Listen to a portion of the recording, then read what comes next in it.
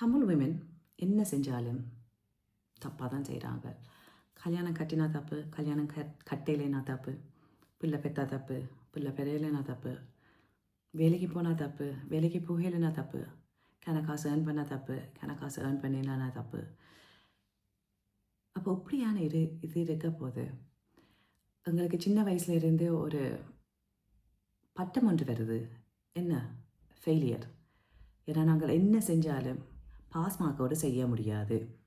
எங்களை லவுடாக கதைச்சாலே நாங்கள் ஃபெயிலியர் என்று பேசினாங்கன்னா அப்போ நாங்கள் என்ன செய்யலாம் இந்த உலகத்தில்? நான் இங்கே என்ன சொல்ல வருகிறேன்? நான் சுஜா, நான் தமிழ் லைஃப் கோச். நான் சொல்ல வந்திருக்கிறேன், நீங்கள் ஃபெயிலியர் இல்லை. இந்த கம்யூனிட்டி எங்களை சொல்கிறாங்கல்லே சத்தம் போடாமல் இருந்து, அதான் ஃபெயிலியர். ஆனால் நாங்கள் இனிமேல் நாங்கள் சத்தமோடு இருக்கலாம், சைலண்ட்டாக இருக்க தேவையில்லை. இப்போ இந்த ஃபெயிலியர் லேபிள்ஸை நாங்கள் ட்ரை பண்ணி பார்ப்போம். அப்போது 19 வயசில் நான் கல்யாணம் கட்ட போது என்ன அவங்க சொன்னாங்க, நீ ஃபெயில் பண்ணிட்டேன்ட்டு. ஏன்னா நான் ஏர்லியாக கல்யாணம் கட்டினான். அதுக்கு முதல் 17 வயசில் ஓடி போகும்போது சொன்னாங்க, நீ ஃபெயிலியர்ண்டு. ஏன்னா ஓடி போனான். பேருந்து 39 வயசு 40 வயசில் நான் டிவோர்ஸ் கேட்க போது அவங்க சொன்னாங்க, நீ ஃபெயிலியர்ண்டு. ஏன்னா நான் இப்போ டிவோர்ஸ் பண்ணிட்டேன். 21 வயசில் நான் பிள்ளை பெற போது அவங்க சொன்னாங்க, நான் ஃபெயிலியர்ண்டு. ஏன்னா நான் பிள்ளை பெற்றேன் நான் 21 வயசில். அப்போ வாழ்க்கை முழுக்க அந்த மேரேஜ், அந்த பிள்ளைங்களோட இருக்க சாய்ஸஸ் எல்லாம் தப்பு. ஆனால் அதே நேரம் என்ன 19 வயசில் ஃபெயிலியர்ன்ட்டு சொன்னவங்களோ 30 வயசில் அவங்கள பிள்ளைங்க கல்யாணம் கட்டாமல் இருக்க போது அவங்க வந்து சொன்னாங்க, சுஜா நீ என் பிள்ளைகிட்ட கதைக்கிறியோ, ஏன்னா என் பிள்ளை கல்யாணம் கட்ட மாட்டேன்னு நிற்கிறாள், அவள்கிட்ட போய் இருக்கா சொல்லு கல்யாணம் கட்ட சொல்லி. ஸோ 20 வயசில் என்னை பார்த்து காரி துப்பினாங்க, 30 வயசில் என்ன வந்து கேட்டவங்க அவங்கள பிள்ளைங்கிட்ட கதைக்க சொல்லி நான் கதைக்கல. But that's a different story.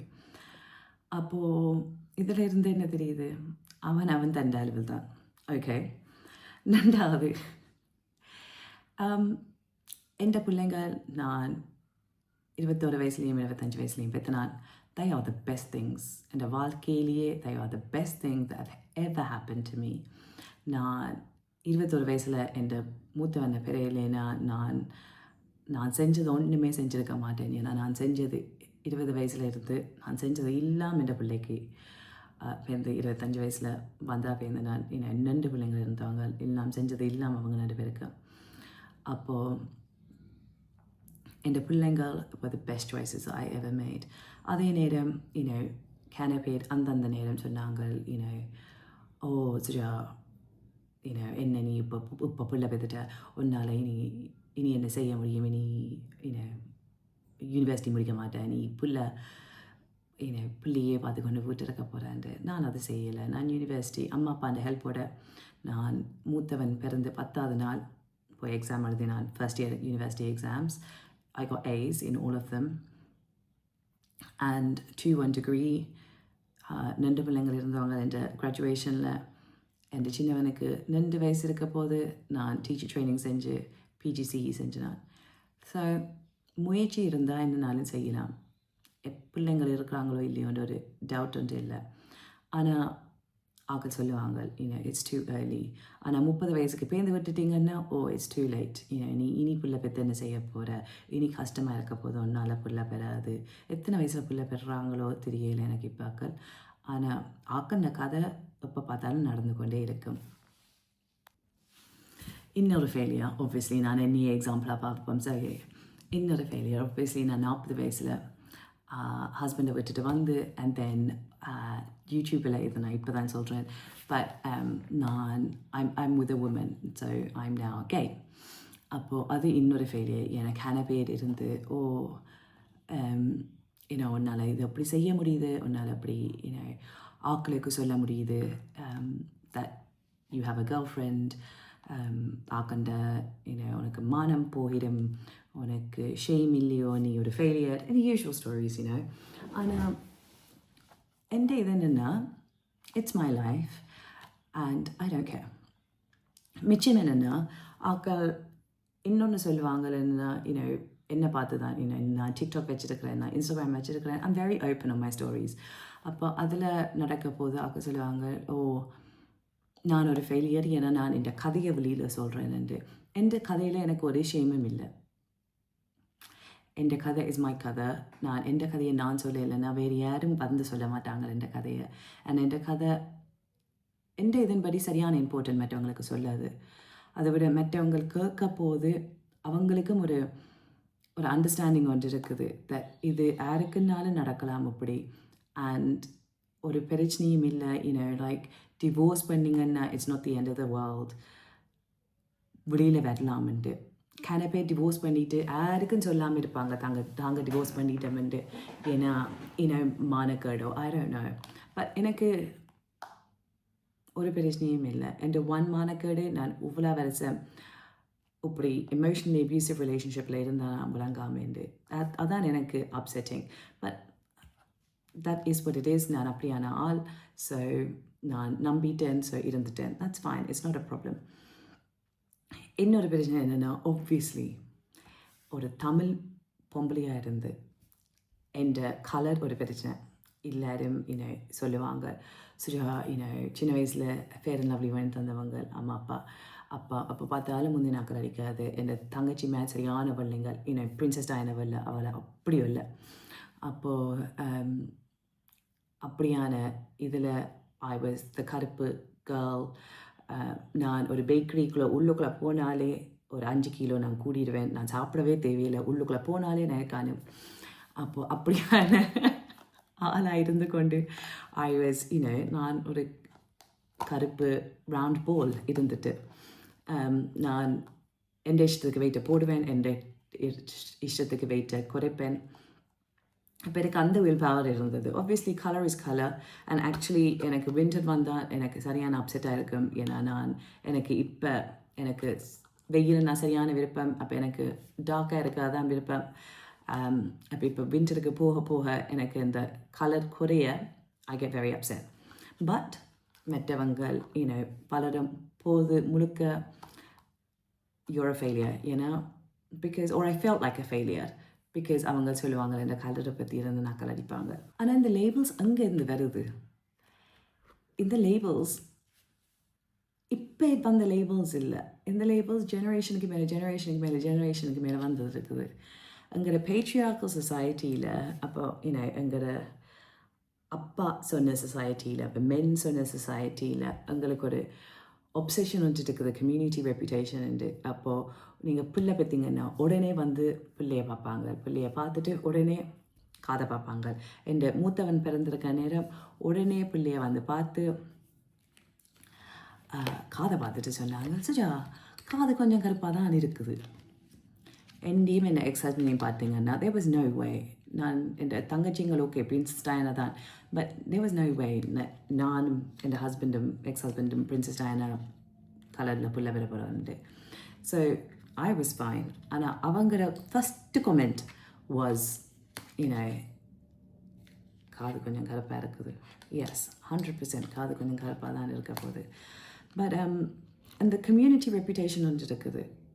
நாங்கள் அங்கே வெள்ளைங்க சொல்லுவாங்க keeping up with the Joneses. நாங்கள் keeping up with Subramaniams, keeping up with every one really. அப்போ அவங்க செய்கிறாங்க, அவங்க செஞ்சால் நல்லா இருக்குமென்று நாங்கள் நினைக்க மாட்டோம். அவங்க எப்படி செய்கிறாங்க, ஏன் செய்கிறாங்க, அவங்க செஞ்சபடியாக அவங்களாலேயும் செய்ய முடியும். அது ஒரு வழியில் நல்ல விஷயம்தான். அவங்க செய்யலாம், அவங்க செய்யபடியாக எங்களாலேயும் செய்ய முடியும்ன்ற அந்த யோசனை நல்லது தான். பட் அங்கே போர்ட்க்கு சரியில்லை. ஏன்னா அவங்க செய்கிறாங்களோ எங்களால் செய்ய முடியும்னு அந்த jealousy, that is not good. But அதே நேரம் இட் ஹேப்பன்ஸ். அப்போ எங்களுக்குங்கிறதுல அந்த லேபிள்ஸ் அங்கே வரும். அப்போது ஒரு பொம்பளை பிள்ளை சத்தம் போடாமல் படித்து மெடிக்கல் ஸ்கூலுக்கு போய் 25 வயசில் கல்யாணம் கட்டி 28 வயசில் பிள்ளை பெற்று இப்போ இந்த வாழ்க்கை முழுக்க ஹஸ்பண்டோட இருந்து பிள்ளைங்களோட இருந்து இருந்தானா that is a good Tamil பொண்ணு. பட் அதே நேரம் அந்த மெடிக்கல் டாக்டர், அந்த 25 வயசு டாக்டர், அவள் என்னென்ன சொல்லாமல் போய் அவன் வாழ்க்கையில் அவள் என்ன சொல்லாமல் போய் அவள் என்ன ஒளிச்சு வச்சிருந்து இருக்கிறாளோ உங்களுக்கு தெரியலை. அவளோட சஃபரிங், அவளோட சைலன்ஸ் என்ன ஒலிக்குதோ உங்களுக்கு தெரியாது. அதை நாங்கள் கேட்கவும் மாட்டோம். ஏன்னா எங்களோட கதையின்படி ஐயோ அவள் எல்லாத்தையும் வச்சிருக்கிறாள், வேலை வச்சிருக்கிறாள், ஹஸ்பண்ட் வச்சிருக்கிறாள், பிள்ளை வச்சிருக்கிறாள். எங்களோட கதையின்படி ஷீஸ் டன். ஆனால் எங்களுக்கு தெரியாது அவள்கிட்ட கனவு என்னண்டு எங்களுக்கு தெரியாது. அவள் ட்ராவலிங்குக்கு போக விருப்பமோ உண்டு எங்களுக்கு தெரியாது. ஹஸ்பண்ட் அப்போ தான் தனியாக போட்டு வீட்டை வெளியில் நிற்கிறாரோண்டு எங்களுக்கு அதை பற்றி ஒன்றும் தெரியாது. நாங்கள் அசியூம் பண்ணுவோம். பிகாஸ் வெளியிலேருந்து பார்க்க போது இட் லுக்ஸ் அமேசிங். அப்போ நாங்கள் அசியூம் பண்ணுவோம் ஓகே இட்ஸ் கிரேட் என்று. எங்களோட ஃபேமிலிஸ் எல்லாம் ஒரு செக்லிஸ்ட் வந்து வச்சுருப்போம். அதான் சொன்னான், அந்த டிகிரி, ஒரு வீடு, டிகிரி, பிள்ளைங்கள், வேலை அப்படியே போய் கொண்டிருக்கு. எனக்கு தெரிஞ்ச பிள்ளையோண்டு இன்ஸ்டாகிராமில் அன்றைக்கு போட்டிருந்தவள் than the wedding £80,000 or euros up. Then the divorce was 20,000. Or the marriage, I think it lasted 2 or 3 years, 100,000 pounds or euros.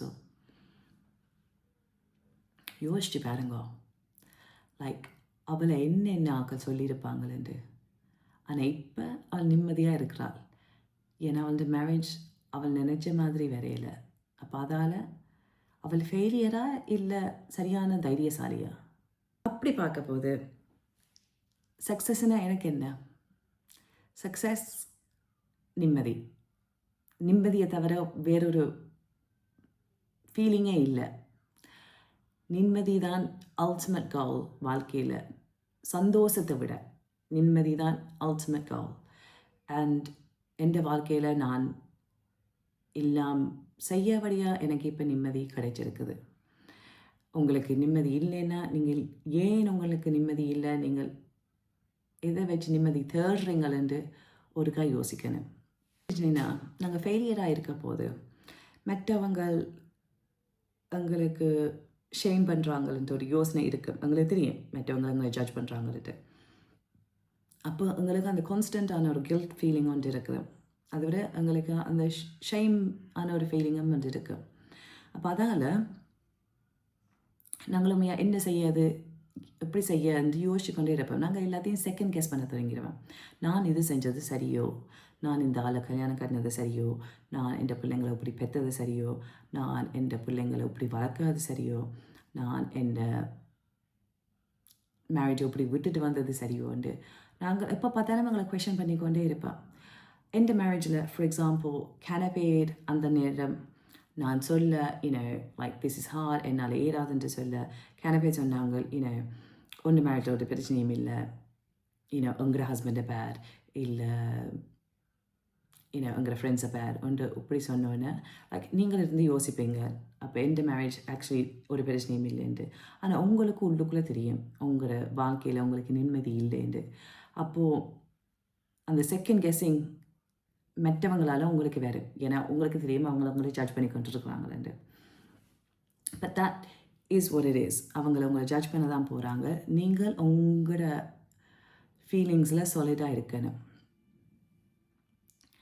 Unfortunately அந்த எமோஷ்னல் இம்பேக்ட், அந்த feeling like a failure emotional impact என்னென்னா, நீங்கள் எப்போ பார்த்தாலும் யோசிக்க போகிறீங்க நீங்கள் காணாதுண்டு.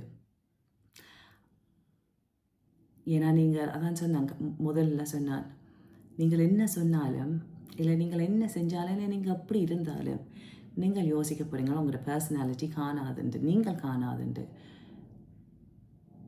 ஏன்னா உங்களுக்கு பாஸ் மார்க் எங்கேருந்து தெரியாது. நீங்கள் ஃபெயில் பண்ணி மற்றவங்க கண்ணுக்கு முன்னால் அவங்க சொல்லி இல்லை நீ இப்படி செஞ்சுருக்கணும் அப்படி செஞ்சுருக்கணும்னு சொல்லி அப்போ நீங்கள் யோசிப்பீங்க நான் ஃபெயில் பண்ணிட்டேன், நான் காணாதுண்டு.